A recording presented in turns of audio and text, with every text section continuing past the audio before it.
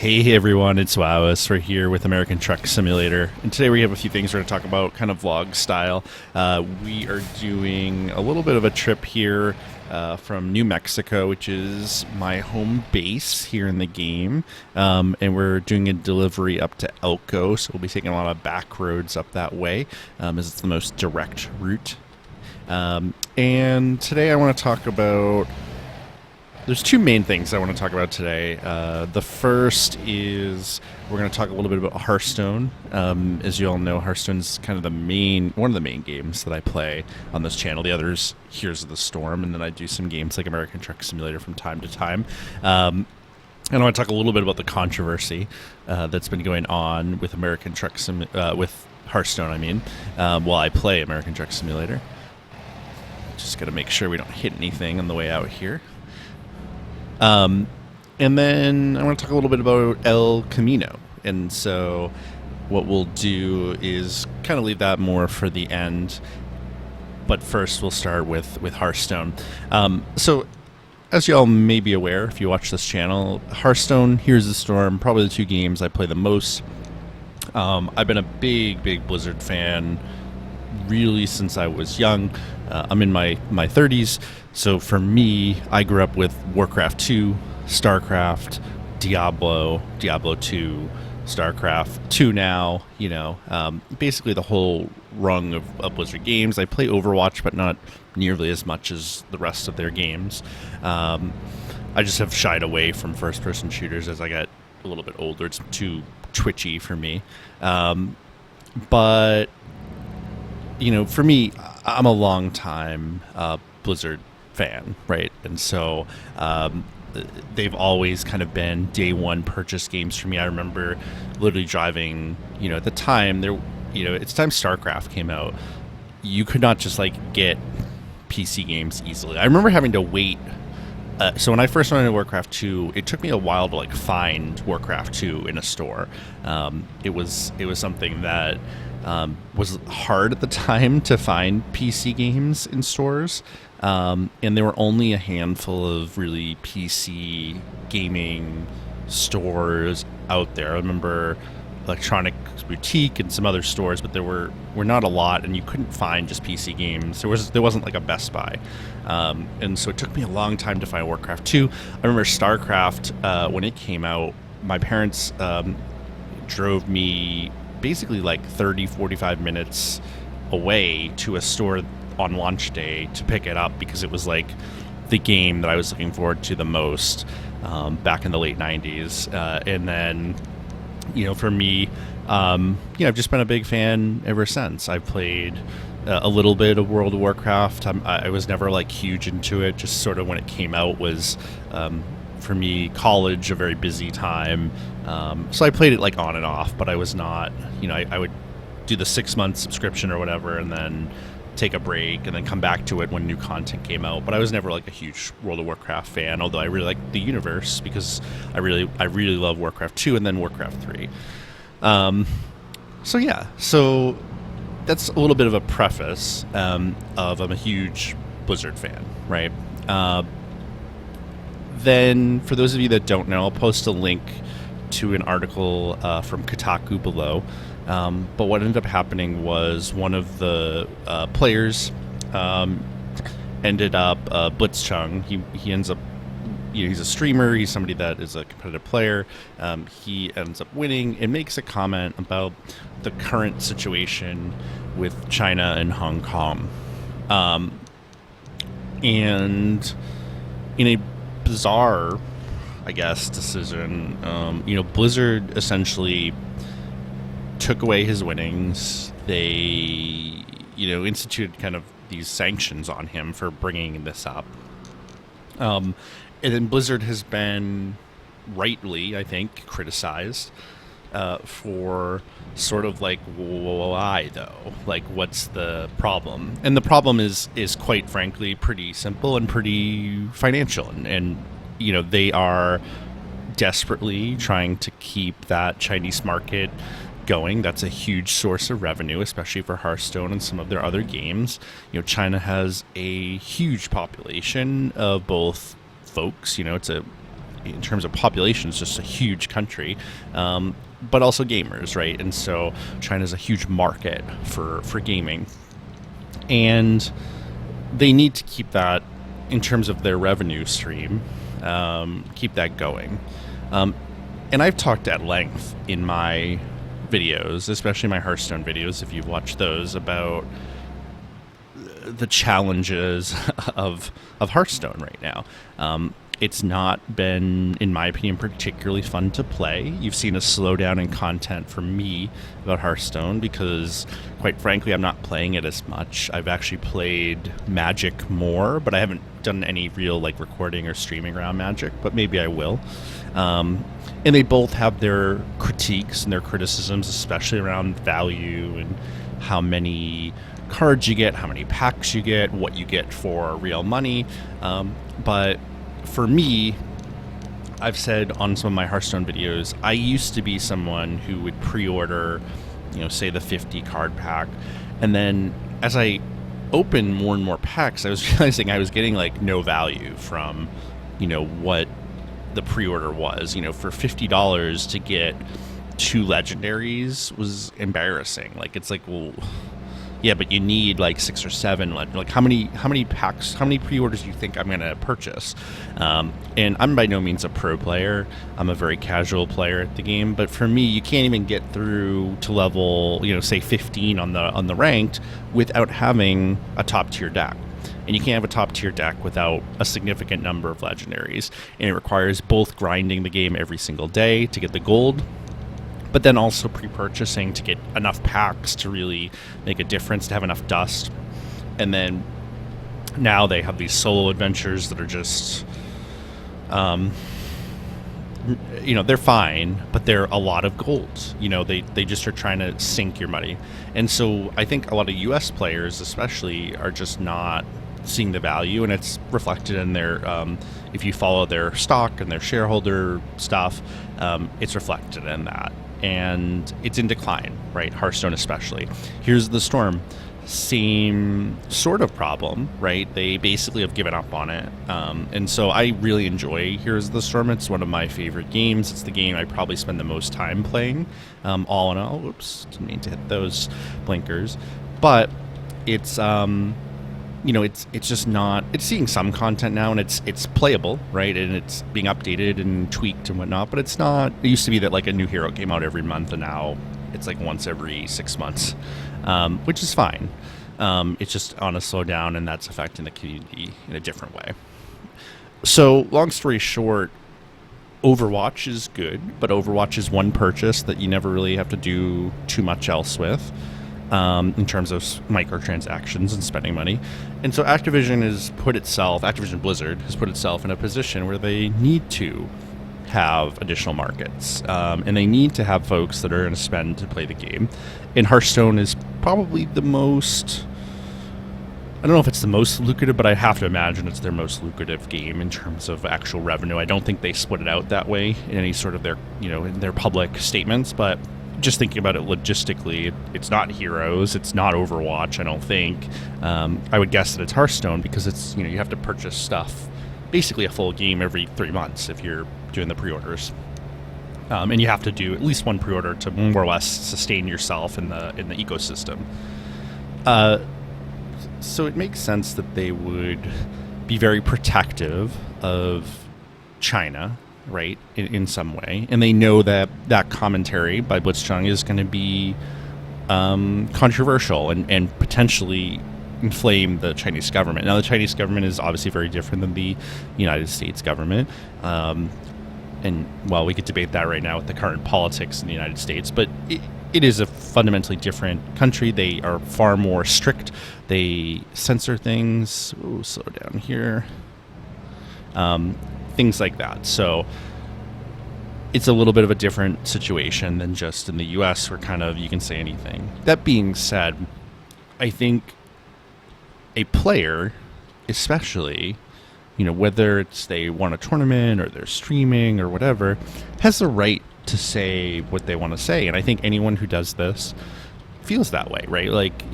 You should be able to kind of say what you want. And right now, it's a current topic. I think from a worldview perspective, there's a lot to be concerned about with Hong Kong and the way that things are going there. And so I don't think it's out of line, just as I wouldn't for, say, an NFL player or a baseball player or a basketball player. And certainly this has become a heated issue with the NBA as well, because they're in the same boat where their players are speaking out about it. And now they're trying to say, well, let's not talk about it. And ESPN's doing the same, where they're saying, don't bring it up in terms of the players. And it's not a political issue that ESPN, which is owned by Disney, wants to take on, because it's a huge revenue stream for them. And so Blizzard, after about a week of just getting beat up in the, the sort of PR world here of public opinion, decides, okay, let's give him back his prize. But they said this is an issue of post-match conduct. To me, it's not. It's a matter of they shouldn't be really pushing any sort of agenda on a player. And if somebody comes out and says something offensive or derogatory, certainly I think Blizzard should have the right to step in and say, well, that's not appropriate. But when you start censoring opinions about something that's like political in nature, he doesn't represent Blizzard. And the Chinese government may think that, but he doesn't. He represents himself. That's true of any, especially in this situation, any player of a game doesn't represent the game. They represent themselves.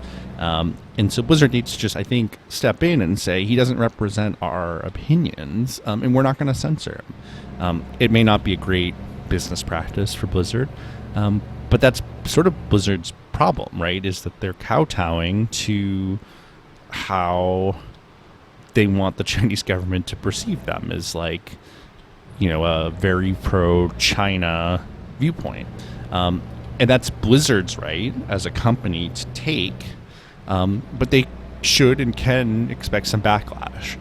And for me, I made the decision that I'm taking a little bit of a break from Hearthstone, and I'm not going to record any content as of right now, because I'm concerned with how they went about this. But it puts me in a bind, right, as a YouTube creator, and I'm by no means like a huge YouTuber, but it puts me in a bind when my two biggest games are both Blizzard products, and I don't particularly care for how Blizzard is managing this. So we'll see how this goes moving forward. A lot of folks are talking about, boycotting Blizzard and all those sorts of things, and I think it's understandable, and I don't blame people for being really upset, especially when they took away his winnings and all of that. They've sort of half-heartedly reversed course now and said, kind of still smacked him down. And they said, their statement, they said, quote, "Moving forward, we will continue to apply tournament rules to ensure our official broadcasts remain focused on the game and not a platform for divisive or social or political views." But I don't know that that's the right approach either. So, I get that Blizzard's in a sticky situation, and to some degree, but it's a situation that they created, and that's the issue, is that they need to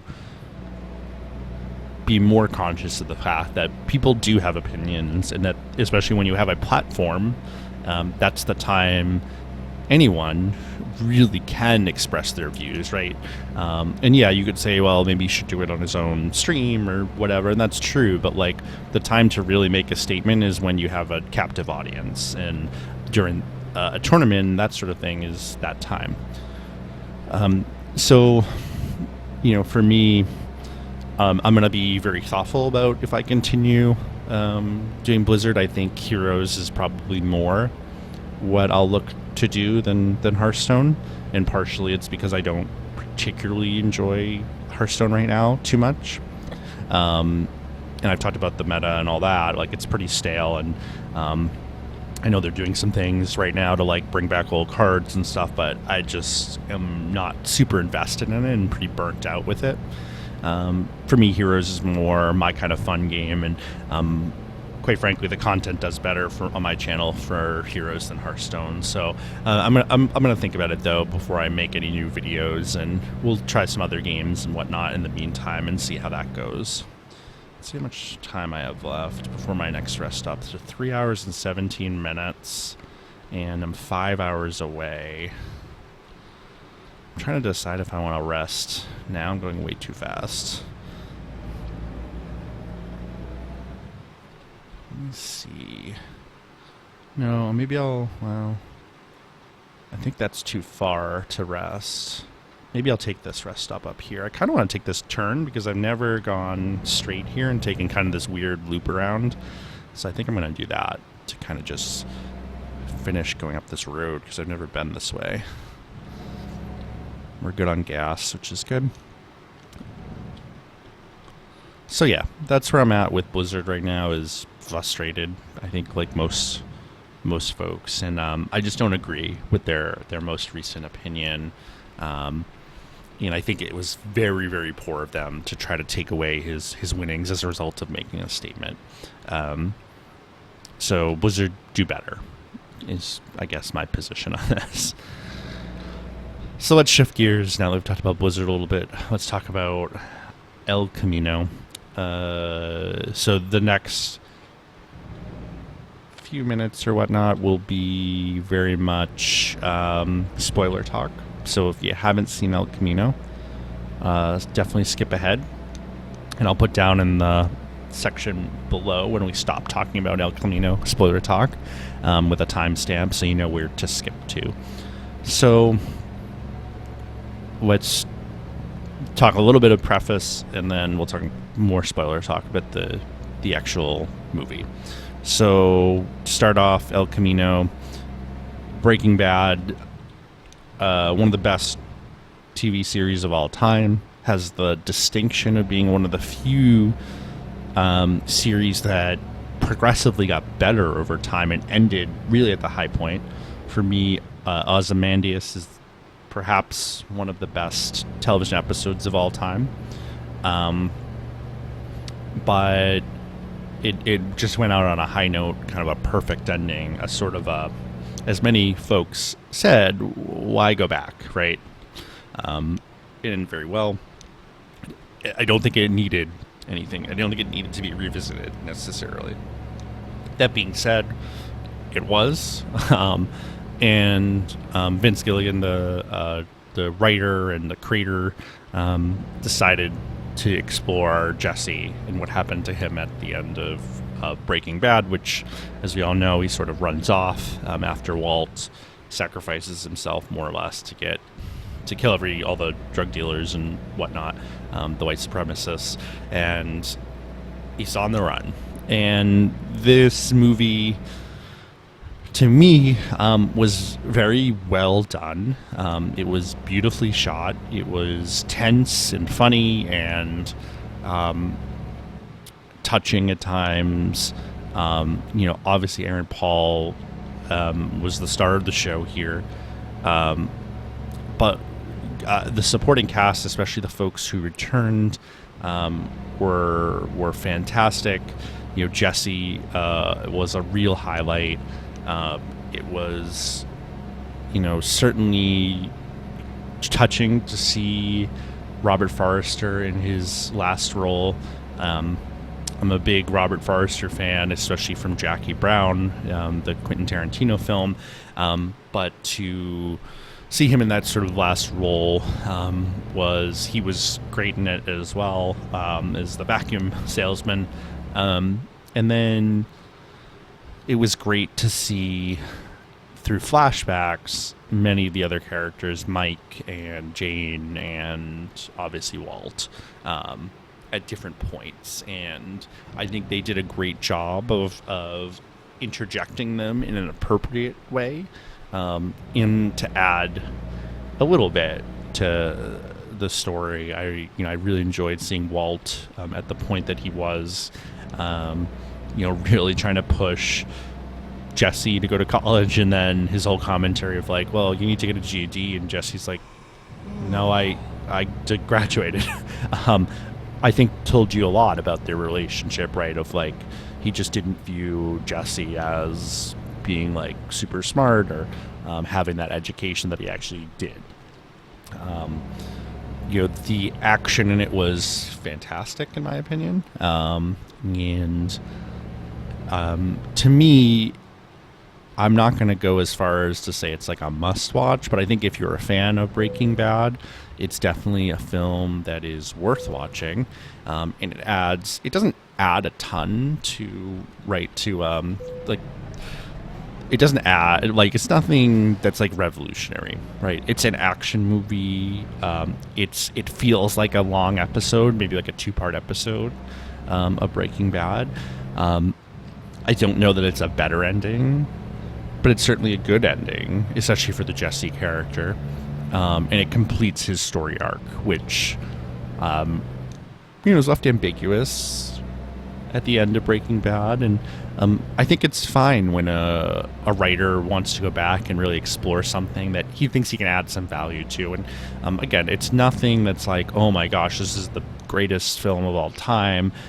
It's a good film. For me, I would give it, I use a 5-star ranking system. I would give it 4 stars. I think it was, again, beautifully shot, really well done, great dialogue, some great character moments, but not something that's going to change the film world forever, nor was it really, as I said, necessary to re-explore in the Breaking Bad universe. So I think if you are a Breaking Bad fan, it's a must-watch, and I think most people that watch Breaking Bad are Breaking Bad fan. For me, I just had to know what happened. When I heard about this, I said, I need to know, and it didn't disappoint.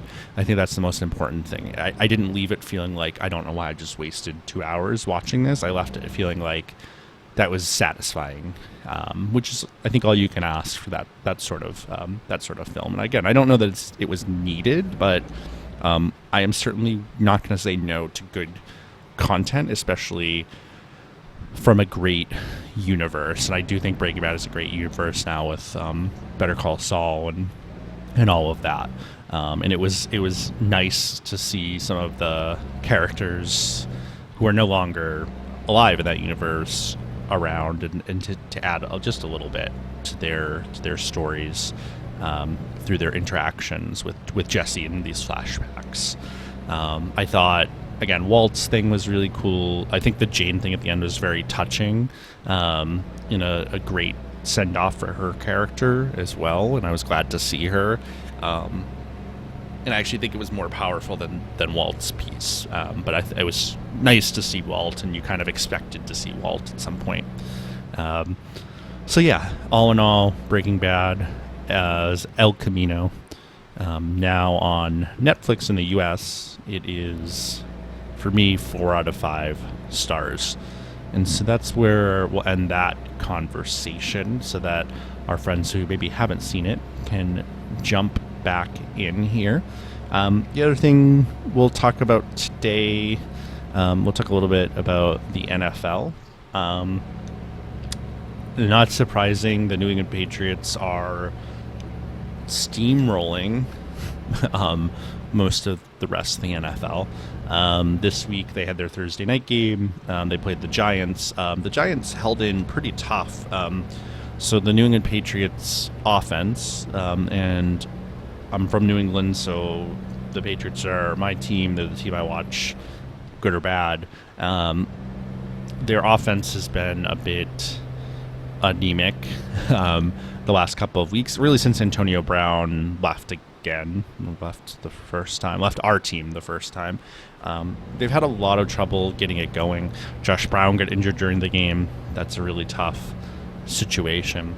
And then the defense, though, has been wild. And as a Patriots fan, typically the last few years, the last couple of Super Bowl wins have been a game of the defense letting up huge points, letting up huge throws, huge rushing touchdowns, and then Tom Brady inevitably having to come back and win the game, or outscore the opponents in some way. And he's very, very good at it, but he's also getting older, right? And so you can't expect him to win every single game. he's become a little bit more of a game manager this year than in the past. But he still got 2 rushing touchdowns this game. And he's still very, very good at what he does. Ooh, a little bit off center here. So I think in terms of the NFL, though, it's tough to see, who can beat the Patriots is kind of what I think about. And so to kind of just run through the divisions, the Bills are good. They are not, they're the 1 losses to the Patriots. They seem to have it together for the most part, but they need to keep it up throughout the whole season, right? I think especially a young team like that with some untested folks needs to show kind of long-term success before I'm going to buy into them. I think they'll be one of the wild card teams, no doubt, though, for this season. The biggest worry in the AFC for the Patriots has to be the Chiefs. The Chiefs are a very good team. They have 1 loss, so right now that's going to maybe be the deciding factor in home field advantage through the playoffs. They play the Patriots in December, which could be the game that decides whether the Patriots have an undefeated season or not this season, because the Patriots only play a couple of really difficult teams this year. I'll talk about a few more of them as we go through this. But the Chiefs are for real. They will be there in the playoffs. I think they're going to be the number 2 seed going into these playoffs. The Raiders somehow are 3-2 as of right now. And I don't want to say they're for real free yet, but I think Carr has been underrated and should be a little bit better than he is, but they've found a way to make almost nothing work for them. And that really is the AFC West. The AFC North, Baltimore seems to be a real contender. They had a really strong start, a little bit weaker more recently, but they seem to have a lot of the components. They're trailed very just by 1 game by the Browns, who I do not think are real. And I think that's, a very common take right now, is I thought they would be good this season, and they have not. But they could potentially be there as the other kind of AFC wildcard team at the end. In the AFC South, the Texans, I've watched the Texans enough, especially in playoffs, that they are a team that will win their division and then lose the first game of the playoffs almost every single year. And the Patriots have, quite frankly, stomped them almost every time they've played them in the playoffs. It's not even been close. They have a lot of great players. Deshaun Watson, if he can stay healthy, is great. Their defense obviously has some very, very good players. But for some reason, they fall apart when it matters most. The Colts have actually been really good. Jacoby Brissett somehow has just made something out of nothing there. And that's another team that I think is going to be in the playoff hunt at the end of the season. And the Jags and the Titans actually both are along the same lines as them, are just 1 game back. So that's a very, very tight division. The Jags, their new quarterback, hilarious and awesome mustache, potentially another playoff team. The Titans, good, but I don't see them going very far in the playoffs if they make it. And then in the NFC, the Cowboys and the Eagles are tied for first in the NFC East. I think both of them are good teams. The Cowboys, I always feel like, are overrated, but I feel like they're better this season than they've been in a lot of past seasons. They get a lot of national coverage because of Fox. They're almost always that 4 o'clock game, I feel like, that we see nationally. The Eagles, will be there right till the end. I think those 2 teams will be neck and neck, and that may be a last game of the season, tiebreaker type situation where they, it's going to go right down to the wire in terms of which team will win the division. The NFC West, the 49ers and Jimmy Garoppolo are just making it work. They looked very, very good the other night. They haven't all going for them. They're scoring a lot. They're letting in almost no points. They could be the team to beat in the NFC, which is kind of wild. Not who I would have expected going into the season. I knew that, we know that Jimmy is very good. He had a great season before he got injured. He had a great season, or partial season, with the Patriots, and then ended a season with the 49ers a couple of seasons ago. And as a Patriots fan, it kind of makes me sad that we had to end up getting rid of him, because he probably would have been an all-star next quarterback for the Patriots when they drafted him. But the 49ers, I think, are for real. They look very, very strong. The Seahawks equally are good. That's a very difficult division. The two of those teams are going to go really head-to-head the rest of the season, and they both will be in the playoffs, no doubt. In the NFC North, you got the Packers just sort of running away with that division. The rest of the division is pretty weak. The Lions will never be a contender the way that they're set up. And I think especially Matt Patricia is not the right head coach to take them anywhere. Stafford is starting to get a little bit older. And so, I don't know. I don't think they're really going anywhere. The Bears have not looked great. They are 3-2, but they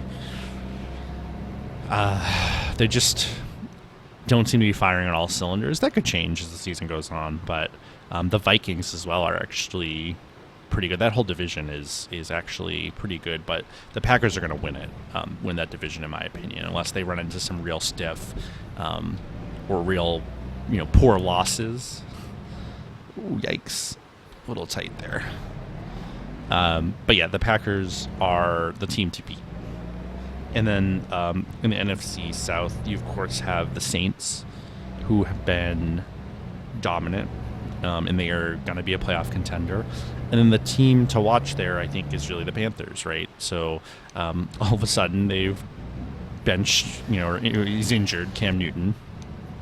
And somehow their new quarterback is better than Cam Newton. And I think Cam Newton was, shouldn't have come back when he did. The way he was playing this first couple of games, he did not look good at all. He had nothing going for him. His throws were terrible. And all of a sudden their undrafted rookie quarterback is fantastic. So that's going to be a tough situation for Cam to jump back into when he comes back, if he comes back this season, which I assume he is. But he's already been ruled out for this week, so who knows? And then the Bucs are interesting. I don't think they're going to be a playoff contender, but they've had some good games. They've had a couple of good wins, but they just can't win enough, I don't think, to make the playoffs. So, you see there, I think there's about 7-8 teams in each in the AFC, NFC that each could make the playoffs. There's a few basically locks at this point. We're going to get hit with this weight station. I know we are. Yep, of course. But yeah, it'll be interesting to see what happens next for slow down here for the NFL.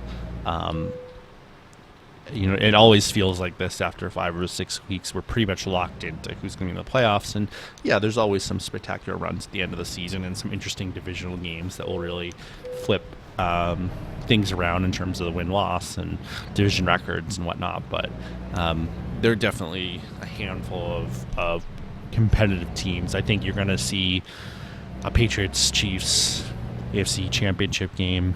And then I think it could be the 49ers and who knows, the Cowboys or the Saints. And the Rams have just not been, as good. They're still 3-2, so they're only, I think, technically one game behind. They have 2 losses more, but they have 1 must win. So I think it's 1.5 maybe games behind. So they're still in the running. That's another team that I forgot to mention. There's an unexpected event on my route. That's not at all what I want to hear. when I'm 7 miles away, there's going to be this exodus closed, I'm sure.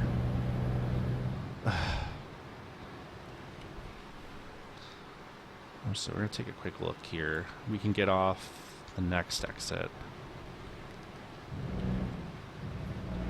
I'm really considering turning these off. It's obnoxious, some of these detours that they end up giving you.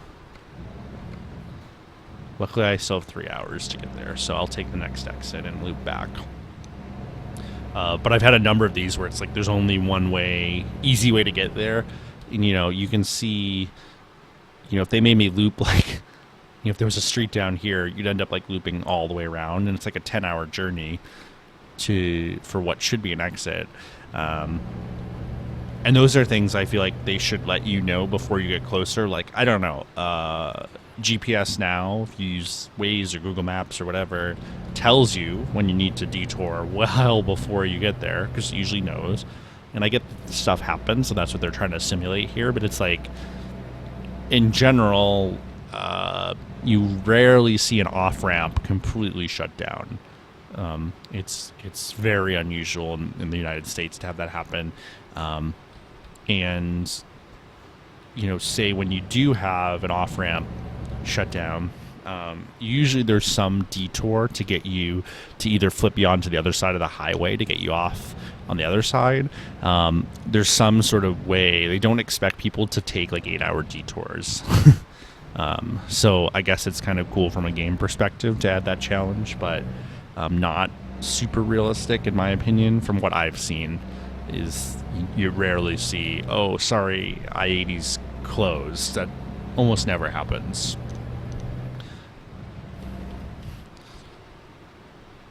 So we'll take this left here, beat the light, should be good. And it's right up here on the right. So hopefully you've enjoyed this content. If you like American Truck Simulator, I'll hopefully be doing some more of that as we move along throughout the rest of the year. And I know Utah is coming out soon, so we may look into picking that up when it comes out. And take a right on red here, right? There we go. But fighter jet. Here we are in Elko in the middle of nowhere. And hopefully you enjoyed this video. Definitely consider subscribing to the channel if you liked what you heard. We try to do mostly strategy videos and content like that, gameplay. But I try to take some time with this game in particular to do some more vlog type content. So thanks so much for watching. Leave a like, leave a comment if there's something that you'd like to see, if you have an opinion about either Blizzard and how they've gone, El Camino, or the NFL. Thanks so much for watching.